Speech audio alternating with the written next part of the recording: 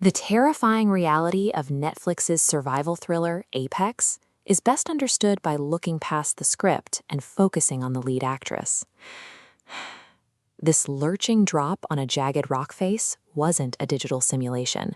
The production left Charlize Theron with torn intercostal muscles in her ribcage, a fractured toe, and damage to her elbows severe enough to require 2 separate surgeries.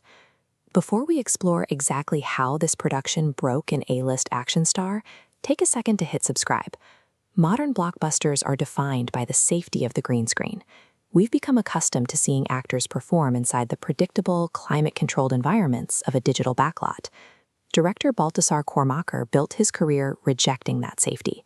For Apex, he demanded that the wilderness dictate the terms of the performance. To capture a visceral sense of panic, the cast couldn't simply mimic exhaustion. They had to actually endure the environment. The film's gauntlet begins in the freezing, vertical landscape of Norway's Troll Wall. After a catastrophic loss on these cliffs, the story shifts to the sweltering isolation of Australia's Blue Mountains, a second, equally hostile biome. This chart shows the shift in physical demand. Previous roles relied on the predictable rhythm of choreographed martial arts.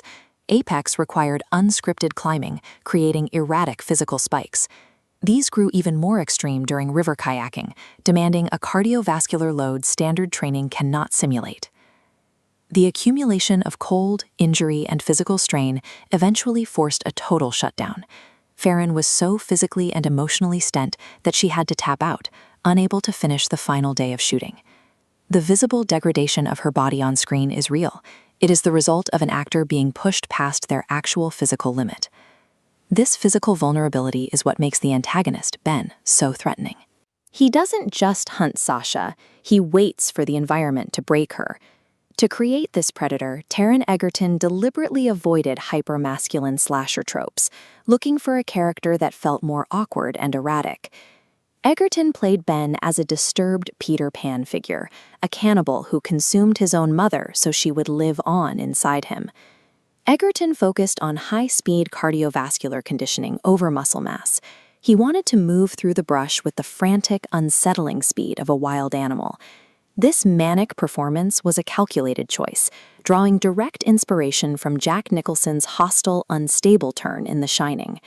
Ben is terrifying because he turns the wilderness into a psychological trap, using his own unpredictable nature to mirror the dangers of the landscape.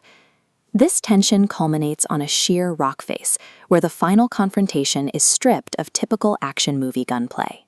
Sasha defeats Ben through pure physical endurance and climbing strategy, outlasting her predator on a vertical wall.